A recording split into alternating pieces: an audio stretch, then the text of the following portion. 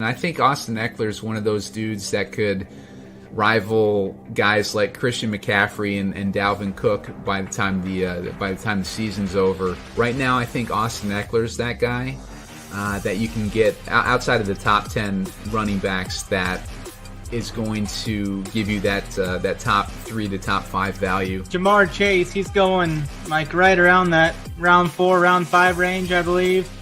I think he's absolutely the best raw talent I've seen come out of college since Julio Jones.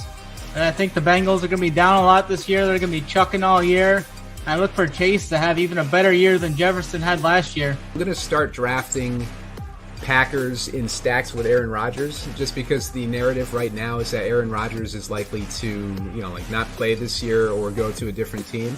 So I think it's really taken a hit on the value of Devontae Adams, who's you can get towards the round 2, round 3 turn, and Aaron Jones, who you can get in that same general area. These are guys that were going in round 1 before the Rodgers controversy started. So if you get Adams, Jones, and then Rodgers in round 10, and then Rodgers ends up staying with the Packers, then you're in really good shape. Another guy I'm high on is Mark Andrews.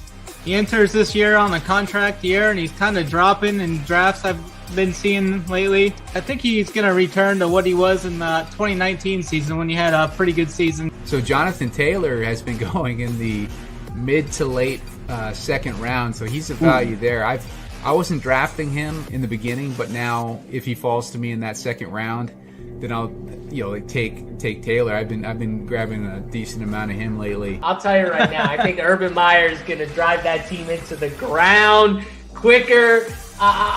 I'm going to bet this. So I think, first of all, the Jags are going to be terrible. Urban Meyer is going to try not to fuck up Trevor Lawrence. I'm telling you right now, this is not going to be good. Urban Meyer is not the right coach, I don't think, anyways. What is up, everybody? We're here for another Millie Maker Roundtable show. AP, my guys here. First off, we had that little promo run. We're back doing the best ball shows. Me and Simon. You can get a $100 deposit match this time if you use the promo code RUNPEERS. So me and Simon are going to have a couple more videos coming your way as the playoffs get underway next week. First one went off the other day. It's going to be a good show. AP, how's your night going? The Chiefs got the W. It was a pretty good game. Yeah, my night's going good. Busy day, real busy day. Just trying to, get the NBA stuff dialed in. NFL was wild. We had a couple articles, a lot of content. And I was I mean, we're going to talk about it too tonight, but you get these situations where some of these teams are going to ship it in. And, I was betting on Philly kind of resting a bunch of starters tonight. We got that scenario. I'll be honest, I'm a little behind on my due diligence, my research and homework for the slate, but I feel like I got the important stuff. And this is late to have fun with too. It's, get a drink, go get a beverage. I got a couple in here, so a little my go-to, and I think we're going to be able to find some winners for sure. So yeah, man, the day's going good. Hopefully Minshew can get it done, and it'll be a fun night. Yeah, you're sitting pretty well. You faded the Chiefs the most part. It sounds like you're live to do pretty good here. Unless this game sucks. Oh, they're moving it. I don't even have it yeah, we right fun. Now, I mean, some of our golfers are doing well too. JT, your guy JT comes through with the 12 under round today. I mean, wow. Yeah. That was the other thing, Snyder. You got me in a good mood when I wasn't even saw the KC game on. I was trying to get my homework done on the slate, and then you sent me that message, and I saw he was 11 under, and so I pulled him up. But no, man, it's this is always one of my favorite slates, and it's going to be a long night. We'll be up late just trying to dial this stuff in, but it's going to be a ton of fun. Tons of games. We got motivation. Some teams resting a lot of players, and I think we can really gain an edge. I think some people overthink certain spots, and I think we can gain an edge by that. Yeah, for sure. I mean, we got a lot of different scenarios going around the league. Some of these teams need to win. They're going to be putting their starters out there. Some of them aren't going to be. We're going to dive into that as we get going. But let's jump into this first game. We got the Cleveland Browns against the Minnesota Vikings here. The Vikings are a slight home favorite. What are you liking from this game? We got Kirk Cousins versus Andy Dalton here this week. Andy Dalton's going to be starting for the Bears as what's his name's hurt. What was that? Oh, their rookie. Yeah, John Fields. Fields. Yeah, I mean, I don't like. So obviously the Bears don't really. This game doesn't matter, but they're kind of like in the same situation as the Lions. What about the Vikings? I have most of the motivation stuff up and ready to go, but I mean the Vikings isn't really. This game doesn't really matter. I don't think there's much there, but it sounds like they're going to be playing all their starters. I mean, Justin Jefferson is going to be one of the most popular players on this slate. It looks like I've got him for right around 20 to 25% projected ownership, right below Cooper Kupp. So he's definitely going to be a popular guy. We got Dalvin Cook there. He's got a pretty solid projection here. He's going to see some ownership, probably around 15 to 20%, I'm thinking. So I think both of these Vikings guys, they're going to see ownership. They're going to – I mean, they don't want to lose this game. Zimmer's probably coaching for his job here, kind of. They don't want to lose to the division rival, the Bears here. So I think the Vikings are going to be definitely motivated to come out here. And on the Bears side, I think David Montgomery is another guy. I've got him right around 20 to 25% ownership. He's going to be one of the top 5 highest owned running backs, I think, on this slate, and he gets a solid matchup here too. I mean, this Vikings defense has been gettable at times.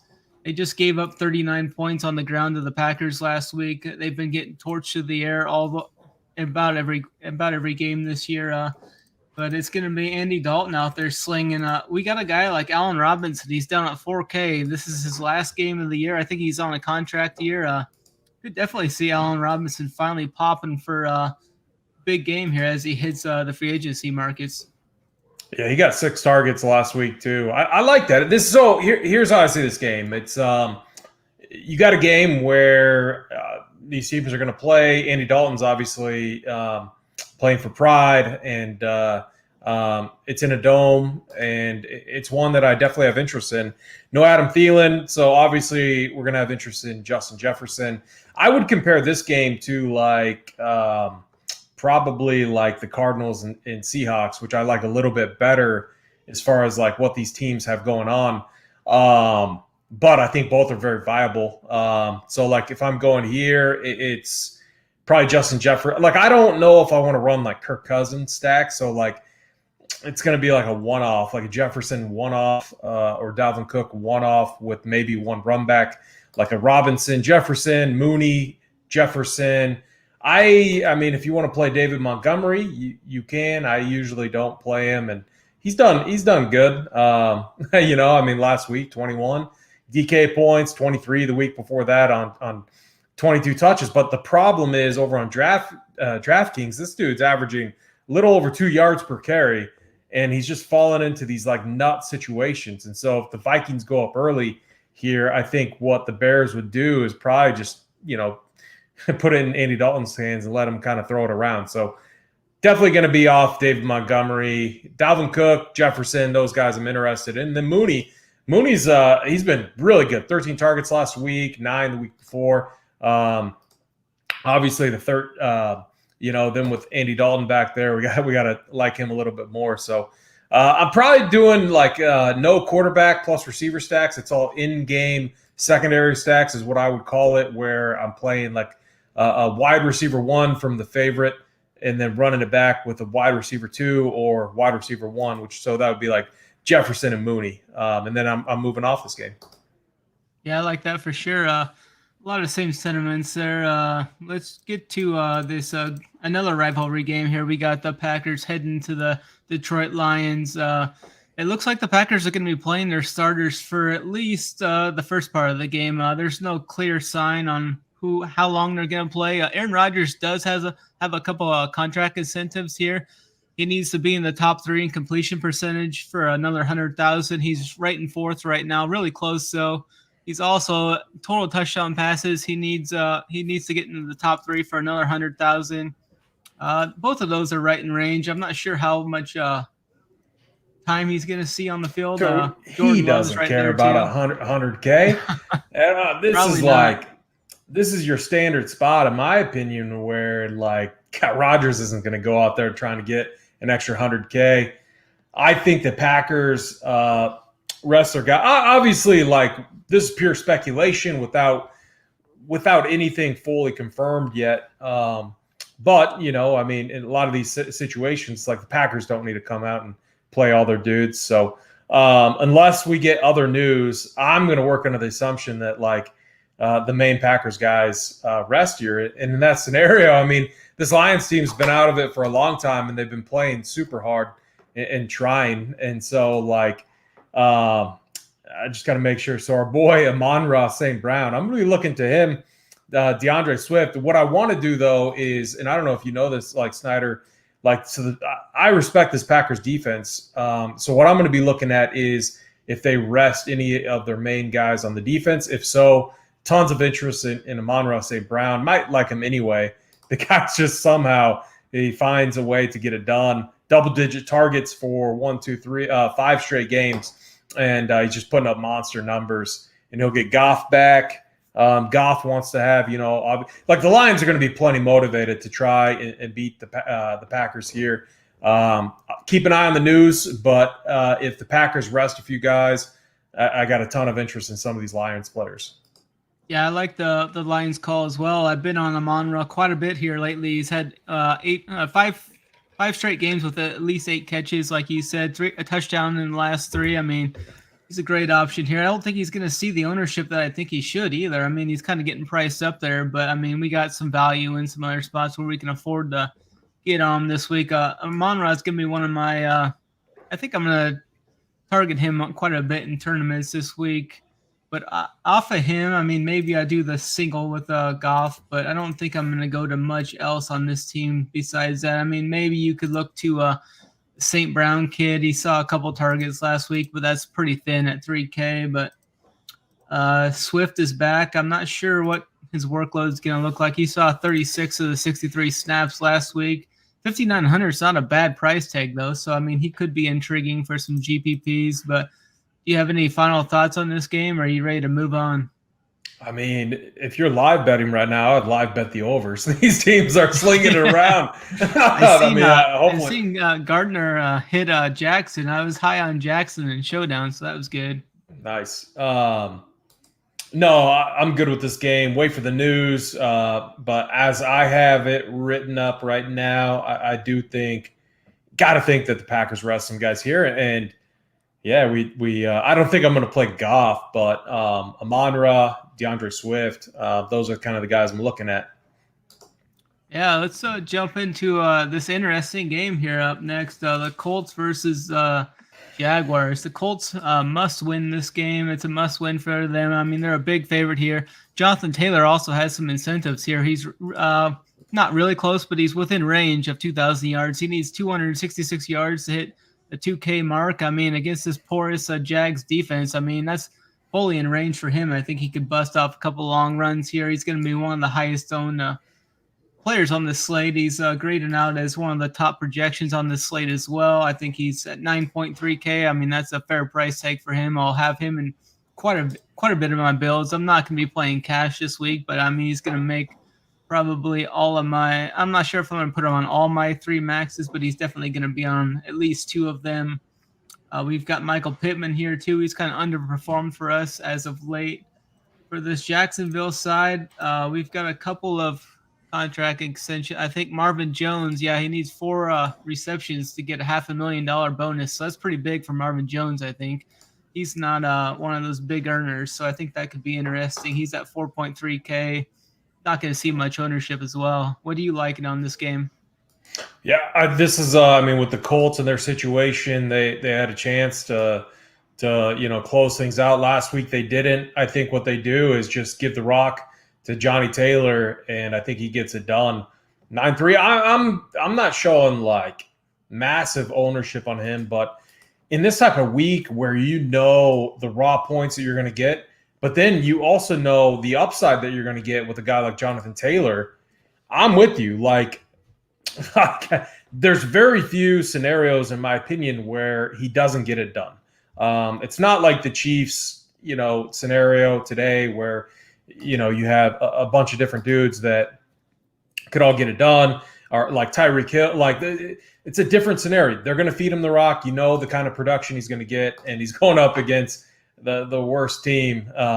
This team is so bad. So I don't think he's going to hit that bonus like that. I think that's out of reach, but I think he could easily get into the box twice and add in like 150 yards rushing to go along with that. And you're going to be feeling pretty good. So he's one of those guys. Like, I like to just take a few stands on, like, eat chalk plays, good plays, and just go way, way overweight and like make a total flag plant. He's one of the guys that I've circled right now that I'm thinking about doing that with. So Jonathan Taylor, I'm not gonna play any of the receivers here. I just think they don't get cute. They give it to him, and then I saw that, like, if you want to run it back, I'm good with Marvin Jones. Like, they don't have anything else to do. Just throw him the ball, get him his bonus. Like, that's good mojo. We in Discord we'd call that good mojo. Let's get this guy paid.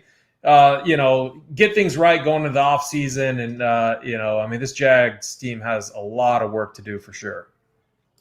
Yeah, I'm going to be on JT pretty heavy, as I said. And I think the Jags, they're obviously going to be behind. They're going to be throwing most of this game. So I definitely like maybe doing like a little correlation with Jones. Or we got LaQuinn Treadwell, who I think is going to be pretty low until he's in the low 4Ks. He's actually got 6 catches, 4 catches, 6 catches, 4, 4, 4. I mean, he's been seeing some work. He's kind of been taking over that a role that we hoped Laviska was going to have this year, as Laviska's down to 3Ks. Probably won't go there, but I don't mind going to one of these 4K receivers, as we need some value at the receiver position if we're going to play some of these top spends like Taylor, and we'll get to Cup later and such.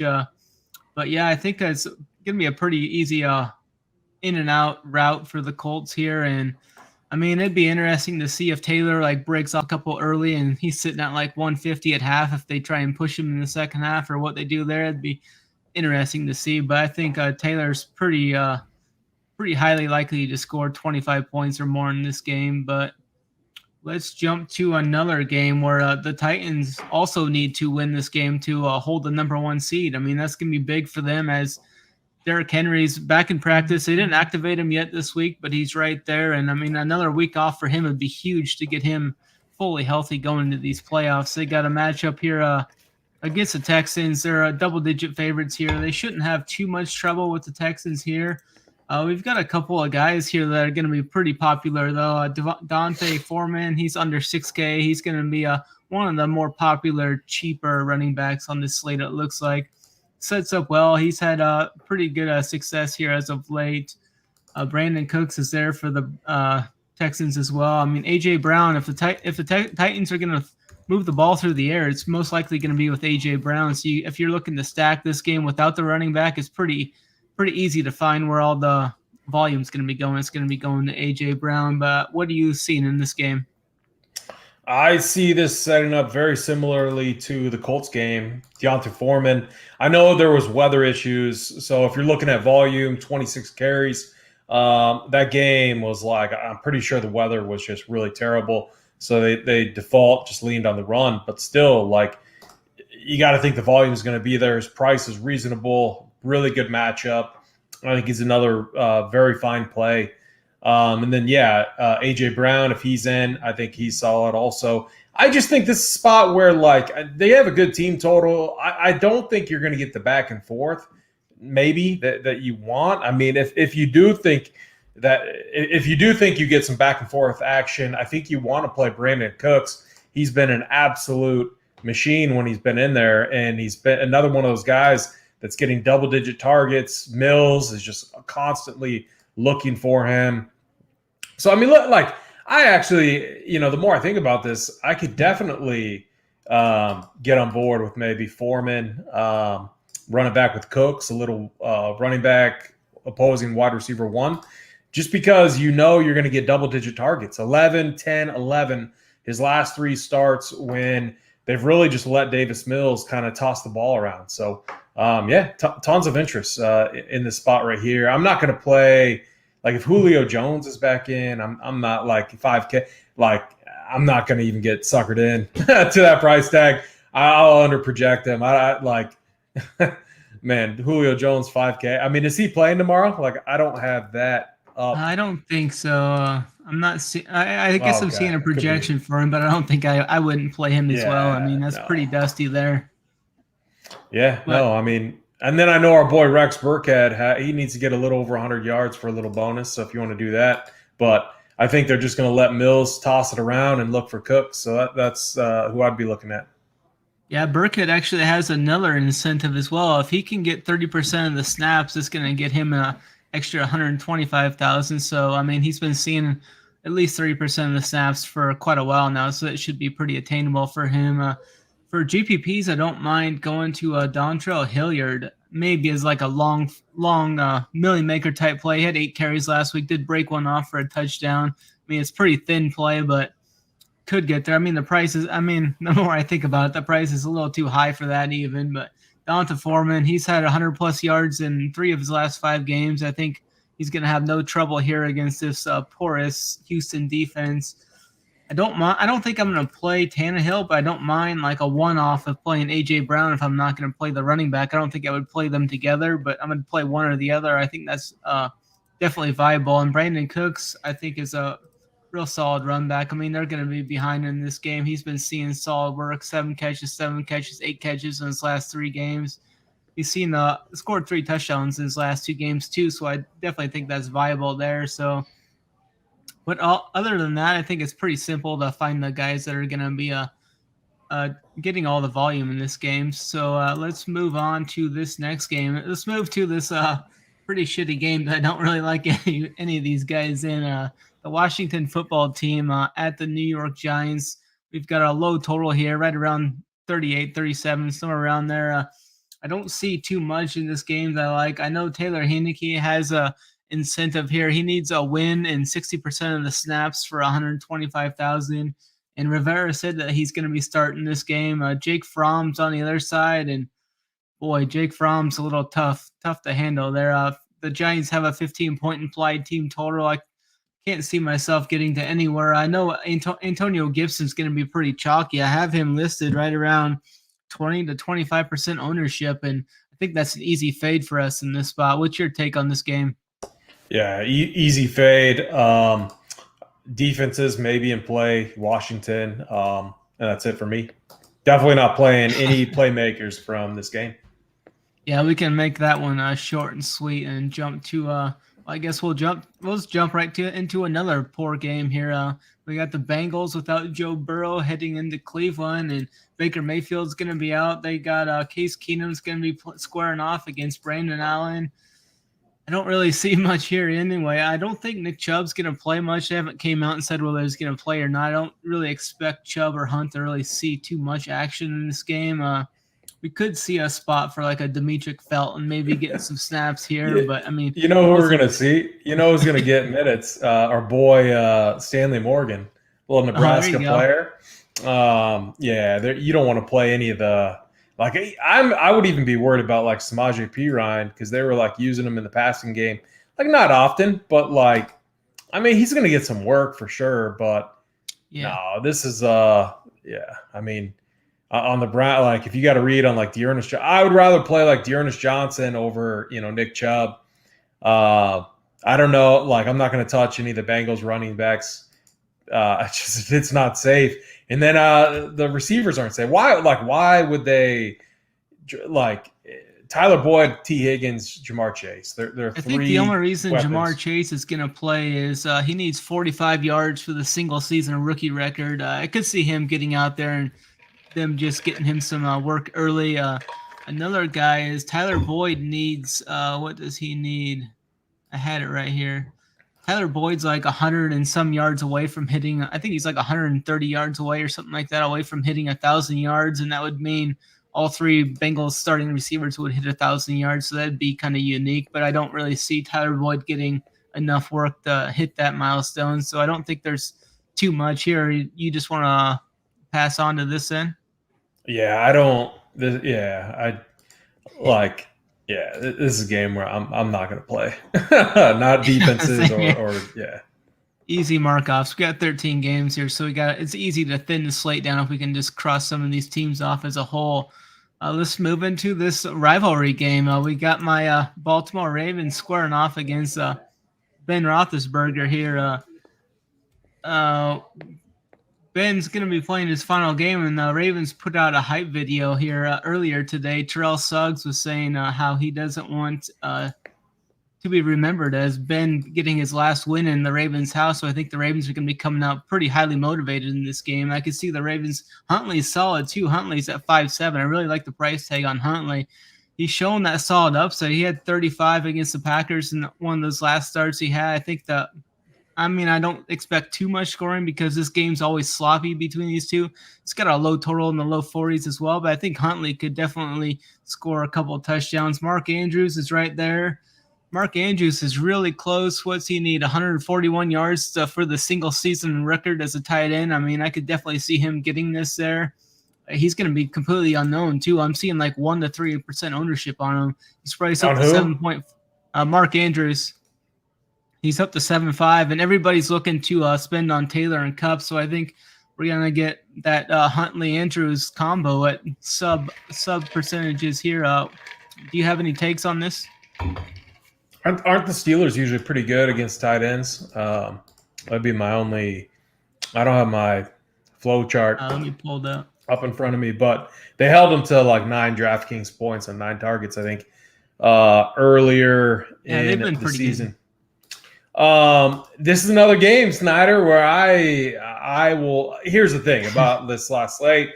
I want to focus in on like 5 to 8 games, 5 to 7 games, and just really dial in those spots that are nice. Like, I don't think this is a very nice spot.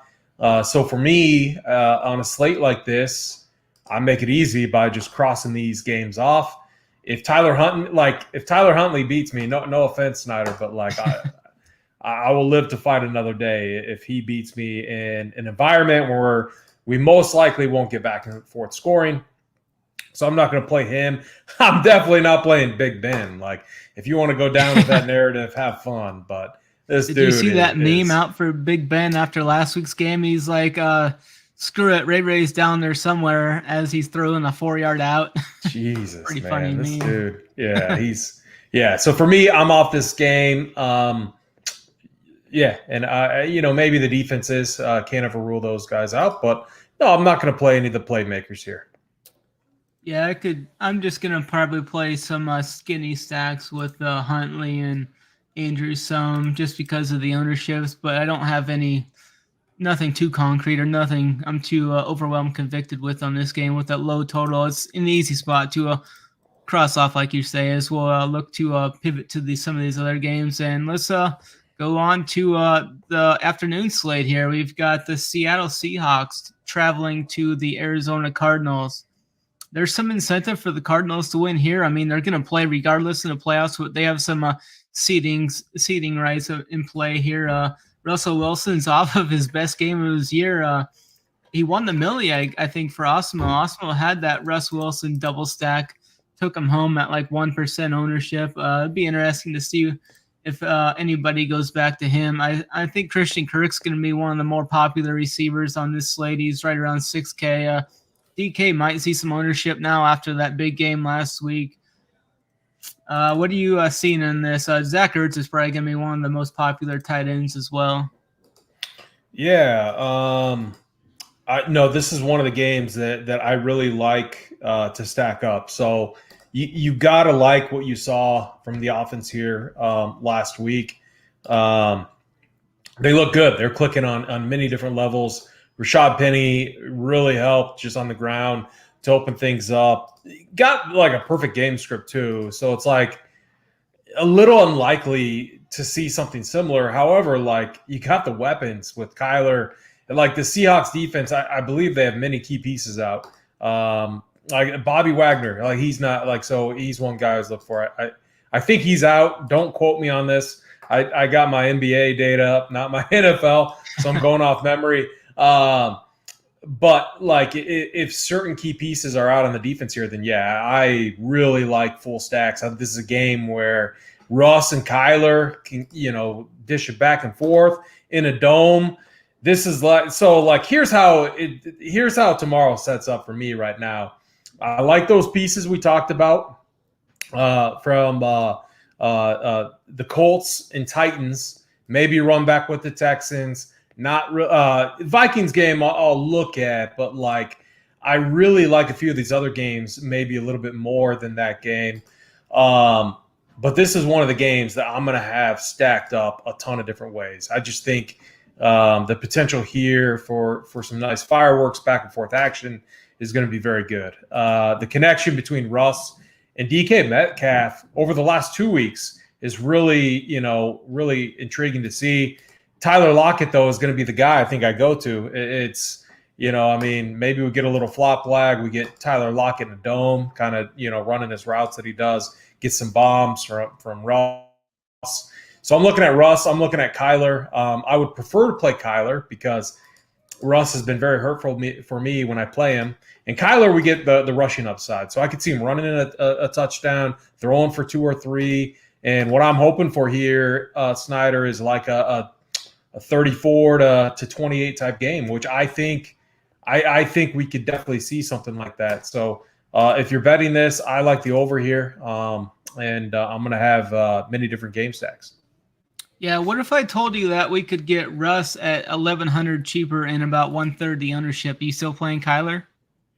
I'll probably play both, running multiple. Yeah, I like lineups, that. Yeah, I like this game too for both sides of this. I think I may, in a 3 max, I might lean to Russ in single entry or something just to get that ownership. And then you can play Kirk at higher ownership. You can play Kirk and Ertz. You can go. I kind of like Russ and either Dak or DK or Lockett, and then you can play those two chalkier. We got Richie Smalls in the chat. What's going on, man? Who do you think is going to be higher owned, Murray or Taysom? I think they're going to be really close to each other. I think they're projecting right around 15% for both of them. So I think that's where I'm at. I think they're going to be right. Is this a Taysom slate? Or boy, this Big T? It's going to be a Taysom smash slate, I think. Yeah, all right. I might. I want to say, too, that the last possible Taysom slate we had, I don't think he, I was surprised. I want to say I thought he was going to be higher owned than what he actually was. So I had him circled as someone I was looking at this week because nice matchup against the Falcons, I think it's definitely a good spot to be looking at. But yeah, like I said, I like a couple of the Cardinals pieces. I'd play both of them if I played Russ just for the ownership wise. But yeah, I think we hit that well. I like the over in that game as well. The total's sitting right around the high 40s right now. I think that could easily get into the 50s as well. We've got an interesting game here too with quite a bit at stake. We got the San Francisco 49ers at the Los Angeles Rams. The Rams need to win to get the hold on to the number 2 seed. The Niners need to win as well to get into the playoffs. So if the Niners win and the Saints win, or if the Niners lose and the Saints win, I think the Niners are out. But as long as the Niners win, I think they're in and they're good to go. And same with the Rams to get that number 2 seed. We've got Stafford here against Garoppolo. I don't like this Rams team at all. ODB was talking about on the Print Factory, and I agree with him. I can't wait to fade this team once they get into the playoffs because I just don't think they're that good. I don't think Stafford's as good as he's made out to be. But we got Cooper Kupp here, 9,700. He's chasing a couple deals here. He needs 12 receptions to break the single season record there, and he needs 136 yards receiving to break the single season record. And he's also 171 yards away from 2,000 yards. So I think Cooper Kupp's going to see quite a bit of volume in this game, and I definitely like him. He's going to be one of the more popular players on the slate. I've got him projected as the top raw points play on the slate. What are you liking in this game? Yeah, so I faded Cooper Kupp last week. I think he was popular. I'm going to fade him again this week. If you're the 49ers and you want to win, you're going to be it's tough to take away Cooper Kupp. He's just such a smart receiver, but man, I don't see them allowing him to be the guy that beats them, So I kind of like ODB's take here. Like, I'm not really a true believer in the Rams. I think they have an okay defense, but man, I think this is going to be a tough spot. I much prefer the game we talked about, Hawks and Cardinals, over this one, just because I think both teams are going to be playing smart. Like, we've seen some shootouts from these 49ers games, but I don't think they really want to get into like a shootout here. So I find myself being under on this game. The other thing too that's tilting about the 49ers is there's like, Debo can run one in and vulture from the running backs. Like, I do like this matchup for running backs. I just don't know which one to play. So, I mean, Eli Mitchell, I think would be the guy, but, had a good week last week. Do I trust him going back to back? No, I don't. I'd almost rather play Deontay Foreman, a little bit cheaper. We know the volume is going to be there, and a better matchup. So I'm probably going to be off this game. Maybe a little interest in George Kittle. He's a guy that just in tournaments can always randomly erupt, especially in like a higher profile game. So that's probably where I'd look. And then on the other side, maybe looking at like a Van Jefferson type, or I don't know if I want to go to Odell. He's gotten in the end zone a couple times, but we haven't seen like true upside at his current price. Yeah, I like some guys from both sides of this game. I think Eli Mitchell is a solid play. I mean, you have to worry about Debo vulturing him on some, but I have him right now. I have him for about half the ownership of Deontay Foreman, so I think that's an interesting. $6K is a fair price tag for him. I'm not going to go to Jimmy G. 5,500 isn't a bad price, but I don't think I'm going to get there. George Kittle, he's been kind of absent here for a few weeks. I'm seeing him right around 2 to 3% ownership, and they need to win this game. And I could definitely see this being a Kittle spot. The Rams have been vulnerable at defense many times this year. I definitely could see Kittle getting there. For the Rams side, I'm probably going to go back to Cooper Kupp. I really wasn't on him last week. Was the first time he hasn't seen double-digit targets in 6 or 7 weeks. I mean, he's averaging right around 12 targets a game on the year. First time in 5 games he didn't receive 100-plus yards either. He only had 95 and got in the box once. I think the Rams are going to at least try and push him towards these records. So I think I'm going to be right there with him. Van Jefferson's what's that? Snyder, this is the type of narrative I could get behind. Odell, so from Richie Smalls again, Odell needs 2 touchdowns and he beats what he had in 3 years at Cleveland.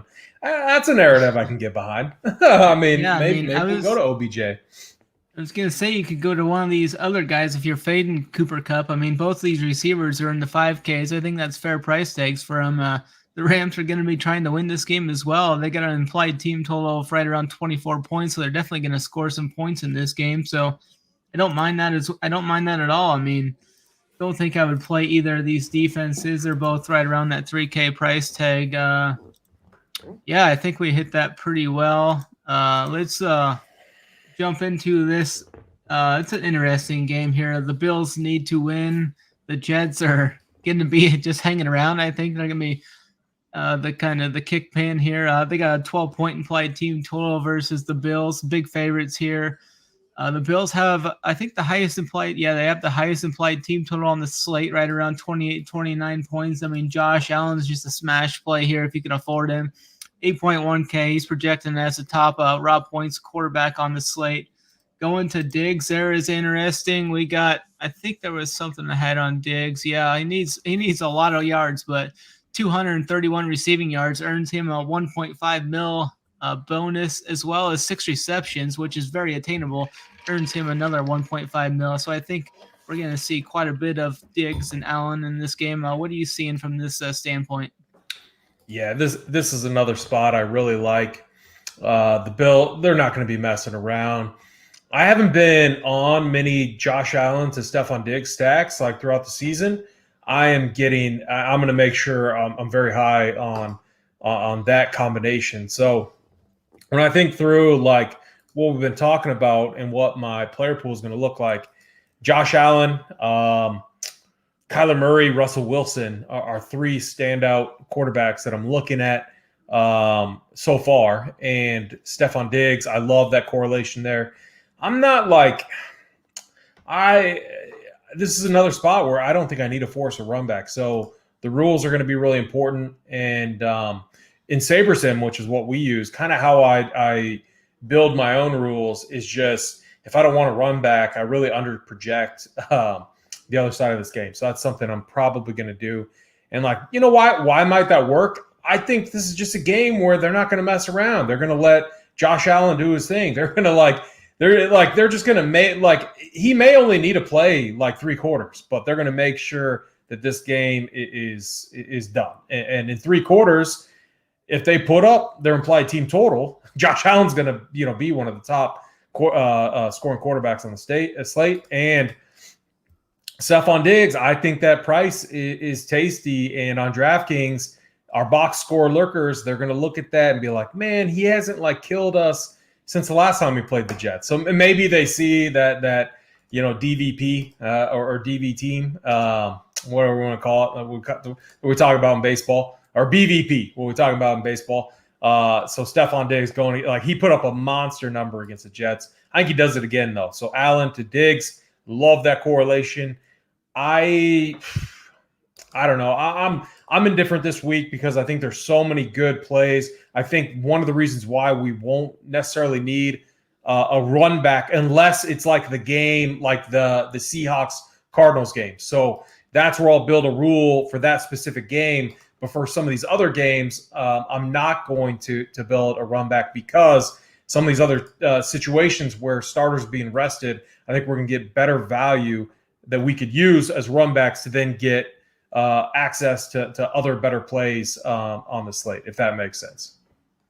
Yeah, I like the Bills quite a bit too. I think that's going to be my top stack of the slate. We can get Diggs at 5% ownership too, it looks like. So that's really tasty as everybody's going to be going to Cooper Kupp and stuff. If you want to leverage that onto Stephon Diggs, I think that's a great option. I think he's going to be fed the ball quite a bit here.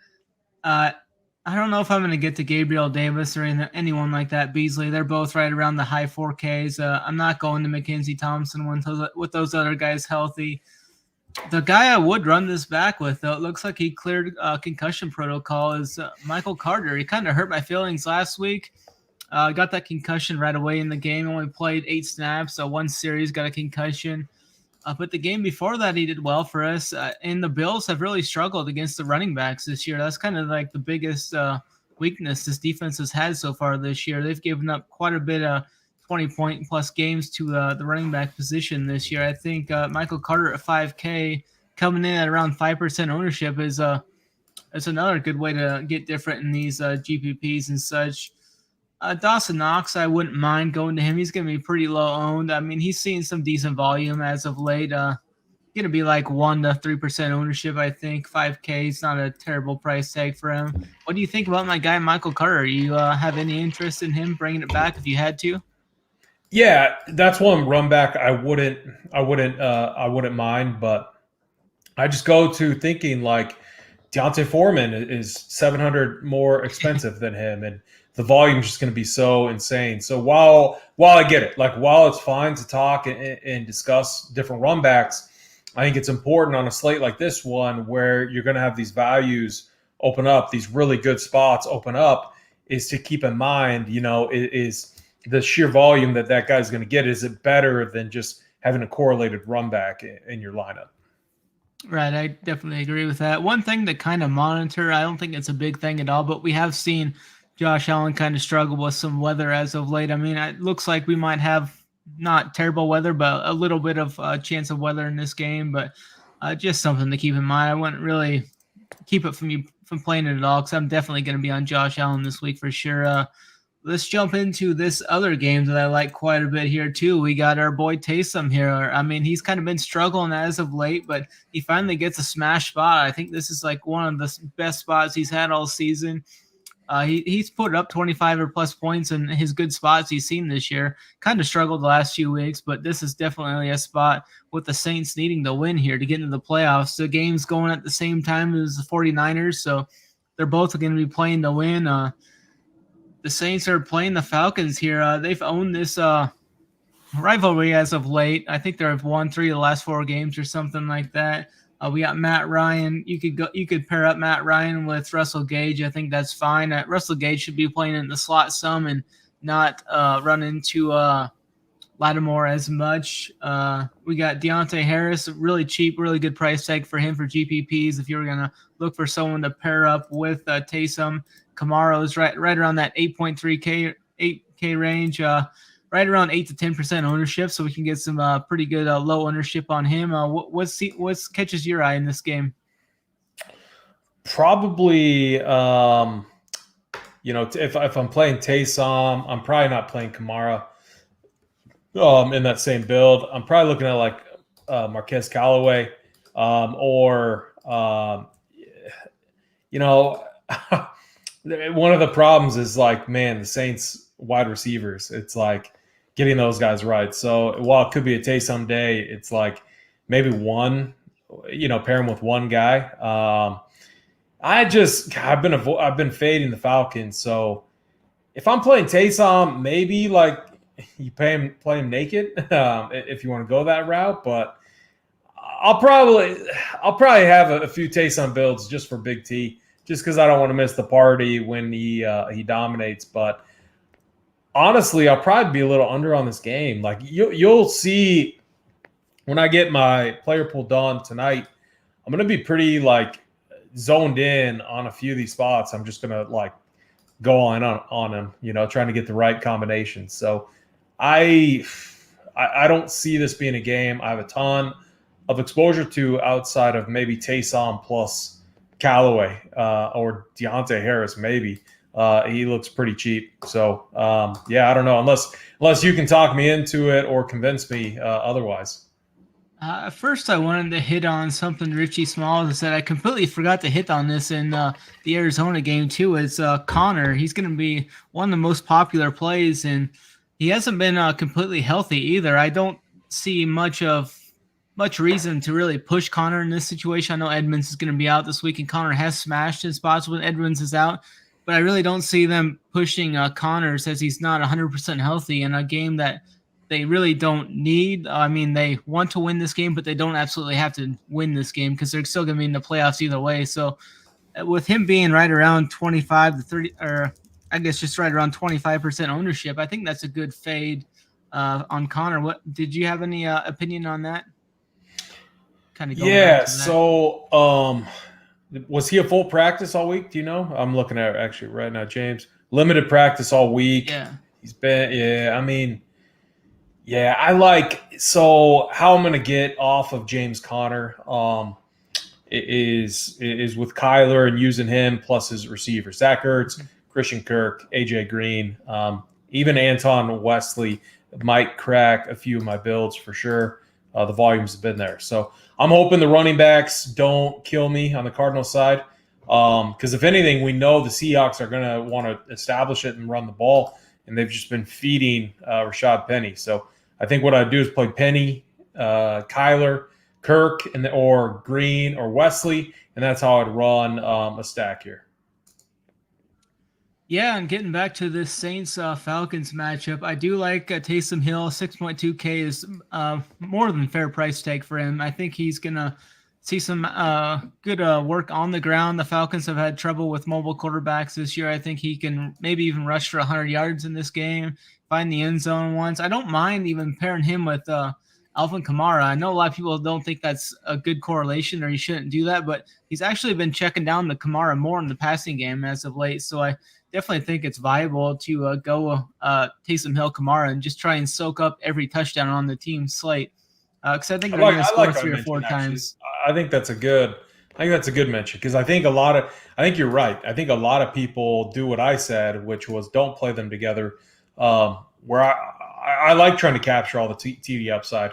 Now we're assuming though in playing that they're going to far exceed their team implied or their implied team total of 21 points. So if you think they're going to get 4 touchdowns here, I like that plan for sure.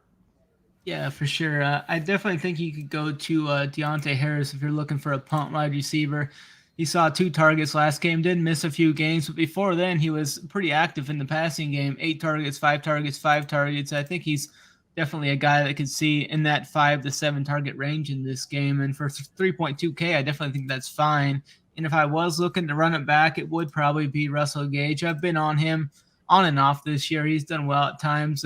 He's had a few games where he had 11, 12 targets, 3 catches for 50 yards last week, 4 for 39 the week before, 8 for 91, and a touchdown the week before. So he's definitely got some upside for that 5.6 price tag. But outside of that, I don't see much. I mean, we got Kyle Pitts here. He's vying for Mike Ditka's record as well. So I definitely think they're going to try and force him the ball some. But, I mean, he's just been tough to roster this year. What's he? I got to pull up his I guess I don't have it right on hand what he needs. I think it's like right around 45 yards or like 65 yards or something like that. But definitely think they could try and push to get him into that range there.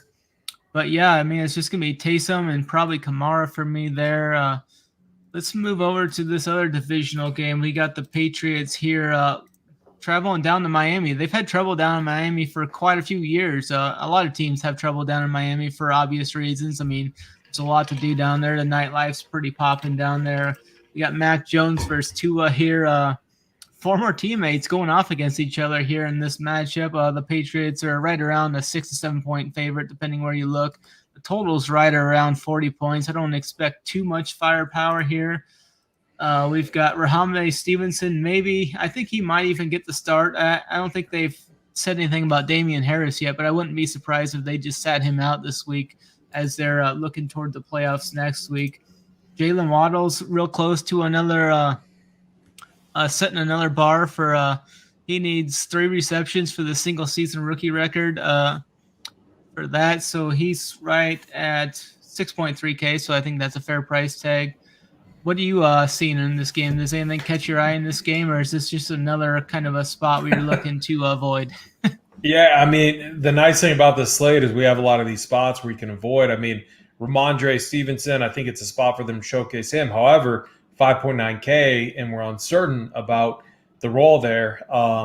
Patriots probably just going to deploy a very conservative game plan here.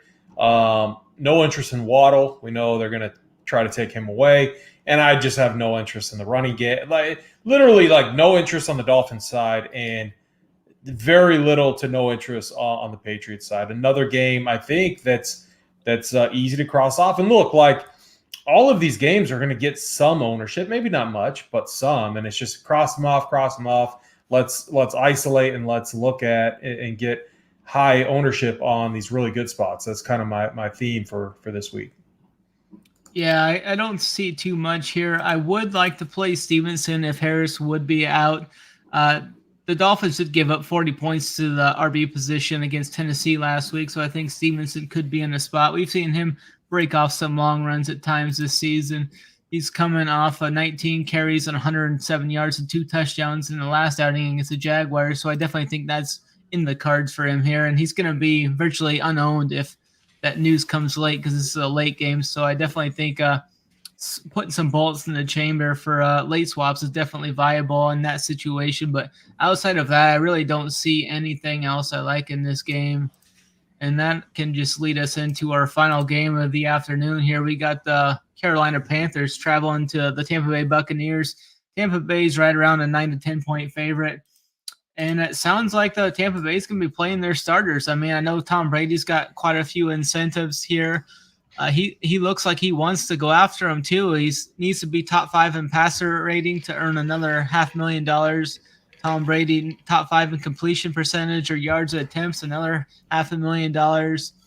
We got Gronkowski too here. He's got 3 different incentives where he can earn up to $1.5 million total if he hits them all. He needs 7 receptions, needs 85 yards, and he needs 3 touchdowns. If he hits all 3 of those benchmarks, that's another $1.5 million for him. So that'll be interesting to see how long and how much these starters actually play. What's your take on this game?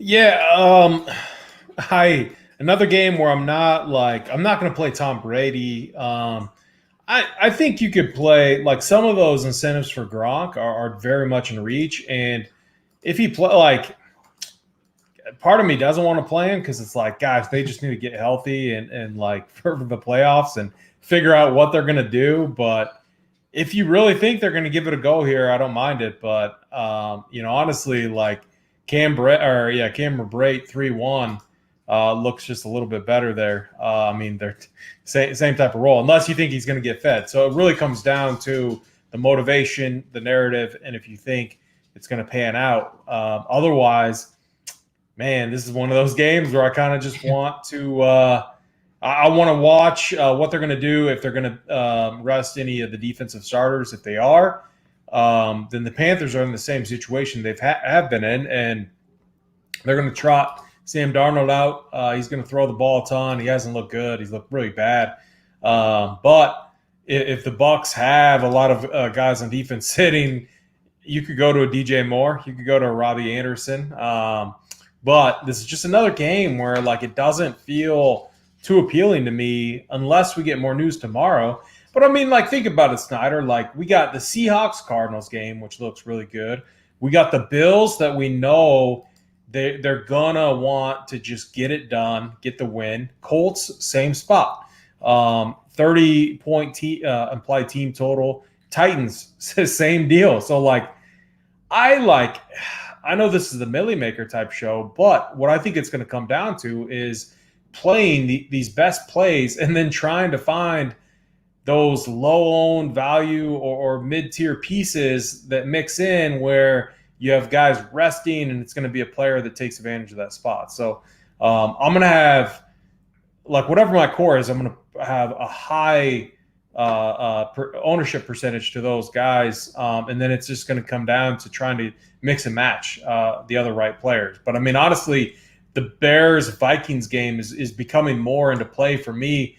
I know I didn't seem too interested in it from the get-go, but I'm looking at Bears-Vikings, Titans team, running it back with maybe Cooks if you want to go there. But then the Bills, Colts, Seahawks, Cardinals, and then the Lions. I would throw the Lions into there. And then a lot of these other situations, I'm probably just going to be a little bit under on, right, wrong, or indifferent. That's kind of where I'm leaning right now. So it feels painful playing these Panthers.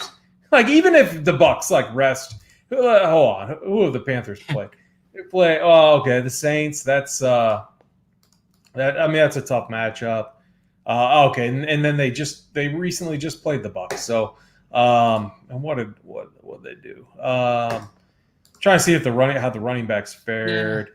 Yeah. I mean, Keyshawn Vaughn, it was a game where he broke off that long run, and maybe Keyshawn Vaughn because Lev Bell sucks. Like, he's not good at all. So I mean, Keyshawn Vaughn, I would add him to my RB player pool.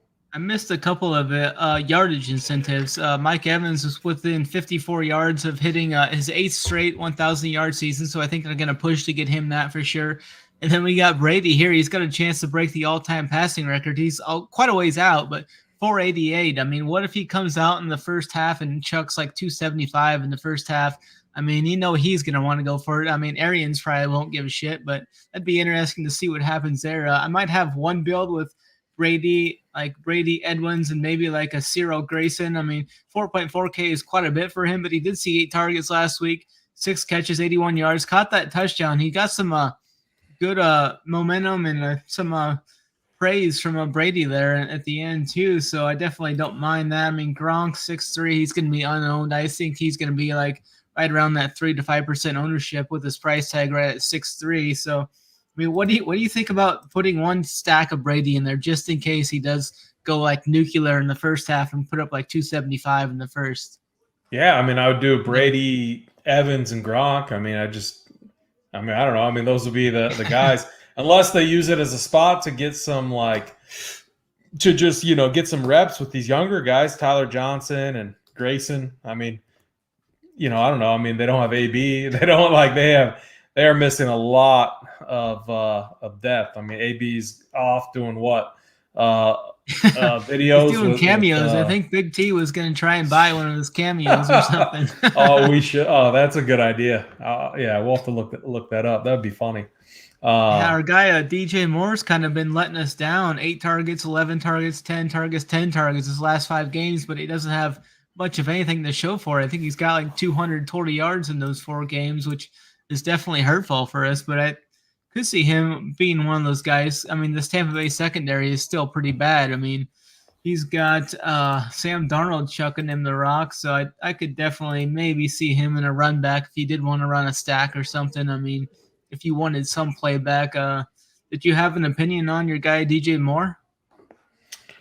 I mean, it depends on. Like, gosh, I mean, trying to force you into this one. Like he's so talented individually. It's just, can Sam Darnold get maybe third time's a charm. He's gonna have to be chucking. They got nothing to lose, so.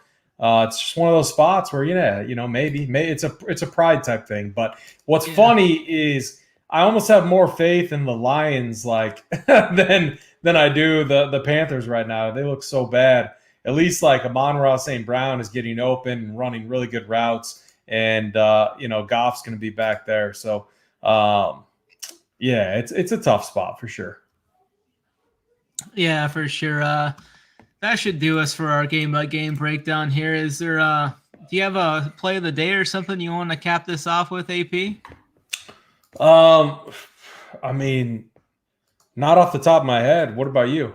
For like a GPP guy, I think I might just roll to a Mark Andrews there, a 7.5K. I mean, no one's going to play him. He's got those incentives. I could definitely see him getting like 150 yards and a touchdown here, which would crush at this tight end position, which looks pretty porous as a whole. I think if we could get that out of Andrews, that'd be such a huge advantage at this weak position. So I think that would be the play I would go to for like your million maker type upside play.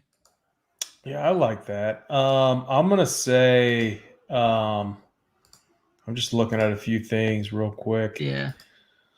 I'm going to say Antoine Wesley with Kyler stacks, or paired with Kyler that. And then run it back with a Seahawks guy.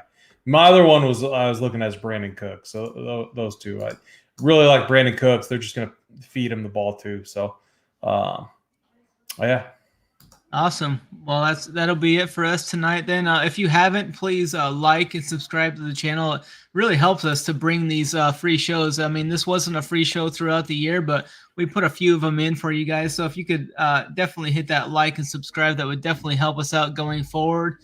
And that's it for us. I mean, me and Simon are going to be back with some more best ball content, as I talked about. Make sure and use that promo code RUNPURE for the biggest deposit match our underdogs gave this year, $100 on that deposit match. So that'll be great. We're going to be right here in the streets the rest of the week. We got NFL tomorrow. We got the 2 shows, the Morning Wood and the Off the Chalk this morning. AP will be on there bright and early. We're going to be looking to crush this. We got NBA going forward. We got the National Championship Monday. I mean, we're going to have some good contests for that, and we'll have a breakdown for that.